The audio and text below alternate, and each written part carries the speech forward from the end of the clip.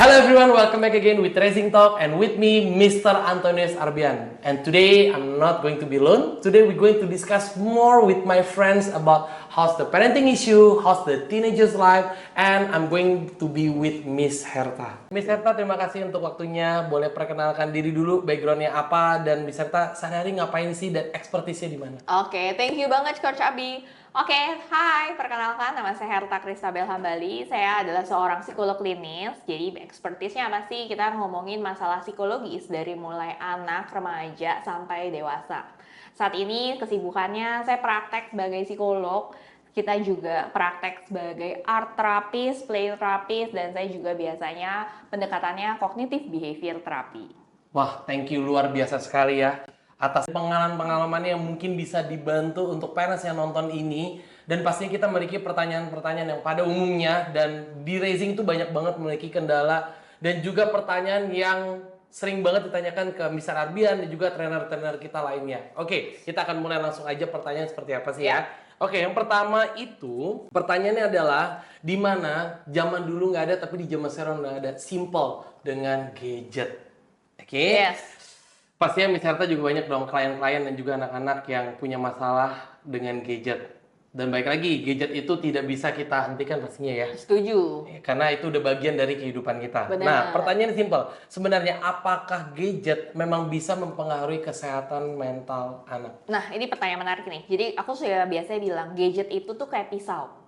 Nah, pisau itu bisa kita pakai sesuatu yang positif, motong-motong jadi masak gitu kan, atau justru pakai sesuatu yang negatif, jadi melukai diri sendiri atau orang lain. Nah, sama termasuk dengan gadget, itu akan mengganggu kesehatan mental jika dilakukannya dengan cara yang tidak tepat. Contoh apa sih? Dari kecil yang mestinya main di luar, main dengan lompat, lari, main bola, kok jadi fokus duduk main gadget aja. Sehingga kesehatan mentalnya terganggu. Iya, kenapa? Anak itu tidak lagi belajar buat motorik kasar, motorik halus. Udah gitu, pada saat nonton, tontonannya ternyata negatif. Jadi yang tadinya anak berani jadi mudah takut. Itu akan sangat pengaruh. Udah gitu apa? Mungkin di lingkungan sosial yang tadinya harusnya berteman, ngobrol, eye contact, sekarang karena dengan gadget aja semua udah dapet, ngapain lagi dia jadi berteman? Itu salah satu efeknya. Sehingga kita ngomongin kesehatan mental, kita bicara soal jadi masalah, dari bicara soal fisik, motorik, kita bicara soal bagaimana fokus anak, kognitif, kita bicara juga sosial emosional. Anaknya kok bisa jadi tantrum? Ya iyalah, bayangin energi anak yang begitu besar, duduk aja, akhirnya apa? Akhirnya tidak punya penyaluran untuk aktivitas. Happy-nya cuma di gadget aja. Dan tidak belajar, yang paling penting, tidak belajar buat menunggu. Oh, oke. Berarti kalau kondisi anak jadi lebih cepat bosen, Yes. dan fokusnya itu lebih short period of time dibandingin generasi kita dulu, Benar. itu possible nggak? Possible banget, karena nggak belajar nunggu. Sesimpel deh, kalau nonton, oh YouTube ada iklannya, gitu ya dong. Yang kita lakukan apa? Anaknya mungkin skip. Oh nggak suka nih, dia nggak lagi nunggu, tapi dia langsung adegan berikutnya apa nih? Atau bahkan video berikutnya. Masalahnya adalah saat tidak belajar nunggu, anak tidak belajar menghargai proses. Dia dapat sesuatu yang instan, dan otaknya dipenuhi sesuatu yang instan. Karena zaman kita dulu masih inget ya, kalau nonton di TV kita harus nunggu iklannya kayak 15 menit. Iya, iklan lebih lama dari filmnya. Iklan lebih lama dari filmnya kan. Tapi di zaman sekarang mereka langsung semua serba instan, dan itu pasti akan ganggu fokus levelnya mereka. Benar, dan saat instan, bayangin dulu kita nungguin di depan TV. Terus kita kan berusaha menghibur diri, berusaha nenangin diri, gimana belajar buat kontrol nih, supaya pas kita lari, jangan-jangan filmnya mulai. Nah, anak sekarang nggak belajar itu. Oke. Dia mendapatkan sesuatu yang cepat, tanpa harus berusaha lebih keras untuk menahan diri. Oke, berarti kalau bisa disimpulkan, Miss makin kesini, klien Miss untuk permasalahan dari gadget ini makin dikit. Karena kan pasti parents lihat tadi di dunia sosial media udah banyak edukasi kalau handphone itu nggak boleh dan harus diterbatasin. Makin banyak apa makin dikit? Malah makin banyak. Terutama tadi fokus sama emosi. Oke, mau nanya juga, bener nggak sih dopamin itu ada di dalam gadget? Dopamin, Atau dopamin tagihan ya pasti. benar. Dopamin ada nggak dalam gadget? Jawabannya tidak. Tapi dopamin tuh ada di otak kita. Pada saat ngeliat yang bikin seneng, sesimpel deh suara notifikasi kalau tahu Instagram centing. Itu tanpa sadar bikin sesuatu yang, oh kayaknya happy deh, dopamin keluar. Oh. Dopamin tuh membuat efek senangnya. Oke. Menariknya, kalau terus-terusan, efek dopamin yang biasa itu nggak mempan lagi. Dia mesti naik sesuatu yang lebih seru lagi nih. Harus ada yang lebih. Itu yang bikin kecanduan. Oh, makin lama malah makin lebih need more and extra more. Yes, Ya? Oke. kayak kita makan deh. Dulu makan bakso enak. Udah makan bakso tiap hari apakah jadi enak? Ya, ini saya juga udah pernah dengar masalah dopamin ini seperti, mohon maaf ya, kayak orang gamble Yes. atau judi atau kasino, pasti pernah dengar juga. Ya. Itu berarti seperti itu yang ngaruh, makin Benar. lama getting more addicted, right? Iya, Yes. bayangin kalau kita aja mungkin orang dewasa susah nih buat kontrol apa yang kita suka. Apalagi anak. Oke. Nah, mau nanya juga, Ya. apakah ngaruh hubungannya sama anak zaman sekarang itu, dan di raising itu juga banyak banget anak-anak yang share ke saya, Coach, aku itu punya masalah dengan anxiety. Ya. Ngaruh nggak sih sama screen time? Ngaruh banget, karena pada saat kita olahraga, sebetulnya kan itu sesuatu yang positif, yang bikin otak kita tuh relax. Tapi kalau screen time terus-terusan, boro-boro gerak gitu kan, yang Oke. ada cuma tiduran, dan plus informasinya terlalu banyak. Bayangin screen time, kita dapat berapa informasi? Satu, nggak mungkin 100 sampai ribuan dalam satu waktu. Yang tadinya tidak terpikir, semuanya jadi terpikir. Itulah muncul anxiety. Yes. Karena yang tadinya kayaknya hidup saya baik-baik aja, terus dilihat nih, ih berita serem banget. Oh ternyata ada bullying. Oh ternyata di luar sana di negara ini lagi perang. Yang sebetulnya kita pikirkan sesuatu yang di luar kontrol kita. Abis Miss ngomong kayak gini, kayaknya masalah anxiety ini bukan ke anak dong, berarti ke parents dong. Yes. Banyak parents yang datang udah baca ribuan artikel ke saya. Dia bingung mesti mulai dari mana. Apa yang dia lakukan tuh kayak semua salah di artikel tersebut. Sedangkan menarik algoritma, kalau udah kita ngelihat negatif, keluar semua ngikut. negatif semua.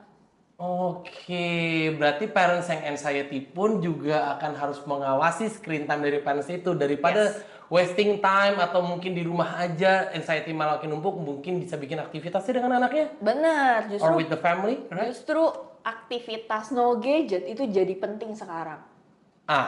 Langsung masuk ke pertanyaan Pas ya jadinya ya. yang saya sebenarnya pengen tanyakan, dan saya pengen banget untuk mengutarakan ini di konten raising ataupun Instagram saya, dan saya sering ngomong banget, banyak parents yang merasa gadget itu penyelamat supaya anak bisa diem. Iya. Jadi apa yang dilakukan banyak di restoran yang akhirnya main handphone sendiri-sendiri. Yes. Bukan cuma anaknya yang diem ya, parentsnya juga diem. Karena lihat kan, parentsnya nunduk main handphone, anaknya juga nunduk main handphone, itu meja makan, that's it. Kayak mereka punya dunia masing-masing. Ya. Apa pendapat Miss tentang itu? Kalau saya balik lagi ya, apakah sebetulnya keluar makan itu untuk tenang? Justru sebaliknya dong, keluar makan itu kan pengen nikmatin bareng-bareng, pengen chit-chat, pengen tanya gimana di sekolah gitu kan, gimana teman-temannya, gimana hidupnya. Nah, balik lagi, apa sih sebetulnya tujuan kita keluar makan bareng? Karena kalau akhirnya sendiri-sendiri, apa nggak baiknya masing-masing gitu makan? Balik lagi adalah refleksikan, apa sih tujuannya parent untuk kumpul bersama keluarga? Apakah untuk diam atau sebetulnya untuk punya koneksi? Oke. Dan which is kalau itu terus-menerus terjadi, di meja makan akhirnya semuanya punya handphone masing-masing, dan yang tadi kan connectionnya, anxiety, dan semua akibatnya itu akan lebih membahayakan untuk keluarganya. Benar, yang masalah adalah kita ngelihat anaknya, ternyata anaknya nggak hadir di situ. Anaknya dapat informasi yang negatif yang kita nggak tahu. Oke. Sedikit masuk ke era, kita kan lagi sini crowd-nya banyakan teenager, banyakan parents yang sudah punya anak yang umur 8 sampai 19. Saya pengen nanya juga, masukin selipin dikit sama parents yang sering kasih makan anak depannya gadget. Nah. Yang buat umur 1 sampai 6 tahun, 5 tahun yang masih disuapin lah ya kayak gitu. Boleh masukin sedikit ya. Nah, aku pengen tahu apa pendapat dari psikolog dan pakarnya terhadap itu tuh, anak depannya monitor nih, disuapin, tapi itu pasti akan lebih tenang, makanya akan lebih lebih nggak kemana-mana gitu loh, makan bisa dapatnya banyak gitu. Gimana pendapat? Masalah tuh jadinya nanti akhirnya gangguan makan. Anaknya nggak tahu kapan kenyangnya, kamu nggak akan berasa.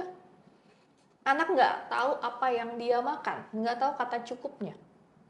Anak bermasalah di sensorinya karena anak nggak bener-bener ngerasain rasanya, teksturnya. Cuma tahu adalah ya udah makan itu sesuatu yang dilewatin tapi tidak belajar buat prosesnya. Kapan tahu stop, kapan mengkoordinasikan, kapan belajar buat percaya diri. Saya mampu loh makan sendiri. Itu semuanya value-nya jadi nggak ada. Sampai ke kepercayaan diri juga. Yes. Karena kalau anak disuapin terus, anak nggak belajar buat itu. Apakah bisa anak yang selalu disuapin, tiba-tiba umur 7 tahun nih, wah 7 tahun, udah SD dong, terus tiba-tiba makan sendiri? Nggak bisa, karena nggak pernah ada latihannya. Oke. Bahkan saat ngambil makanan, dia nggak tahu kapan cukupnya. Oke, selain dari confident kepercayaan diri, impact ke masa depannya Pak, apakah ada yang lain selain kepercayaan diri tentang kita disuapin, bergantung sama gadget, ada lagi? Menariknya adalah jadi gangguan makan. Ya, gangguan makannya seperti apa Mas? Contoh, dia makan terus sampai dia nggak tahu kapan kenyang. Akibatnya apa? Obesitas kalau akhirnya ke arah tidak tahu kapan stop. Kalau ke arah situ. Yes. Tapi apakah makin sulit makan atau ngaruh nggak? Makin sulit makan biasanya tidak, karena dia akhirnya menjadikan makan itu sesuatu rutinitas yang tidak bermakna. Oke. Itu yang akibatnya jadi negatif. Oke, thank you. Tapi ada beberapa, paling sering gangguan makan sih, karena pada saat gadget happy, terus dia kan makan terus, dia nggak tahu kan. Dia taunya adalah makan sesuatu yang menyenangkan, padahal menyenangkannya bukan soal makanannya, tapi gadgetnya. Dia jadi salah asosiasi, karena kan pada saat kecil, anak tuh otaknya berkembang, belum bisa sekompleks itu memahami. Oke, ke next questions ya. Dengan banyaknya masalah di gadget atau di dunia digital ini, pasti harus ada yang namanya reward and consequences. Yang dimana kalau saatnya harusnya handphone itu tidak boleh lagi, kita harus take away dari handphone. Nah itu gimana anaknya merasa kalau itu bukan hukuman buat mereka? Gimana cara memberikan advice ke anak kita, oh ini this is not your time to play gadget anymore, ya seperti itu. Kasih alternatif dan orang tua hadir. Contoh, saat diambil gadgetnya, tapi dia nggak tahu mau ngapain, orang tua kan bisa menawarkan kegiatan lain.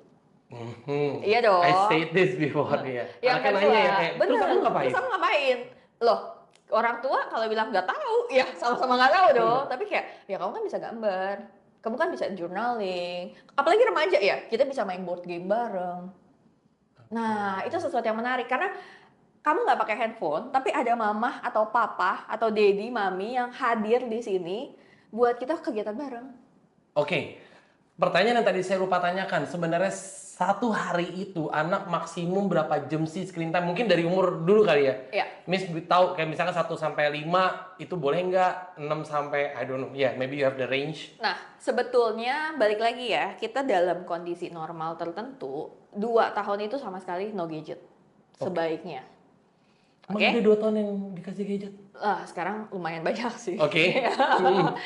Di atas 2 tahun itu sebisa mungkin, sesedikit mungkin 30 menit, oke. Seminggu sekali masih oke gitu. Oke. Tapi kalau udah dewasa, udah kita sebutlah TK gitu ya. TK kita ngomongin 30 menit, tapi kalau ngomongin SD, sekarang banyak banget nggak pegang handphone, tapi sekolahnya harus pegang laptop sama tablet. Oke. Nah, boleh nggak optimalisasi itu, tapi di rumah kalau bisa nggak ada. Karena udah mungkin di sekolah 5 jam, 6 jam udah pegang laptop, pegang gadget, sampai rumah.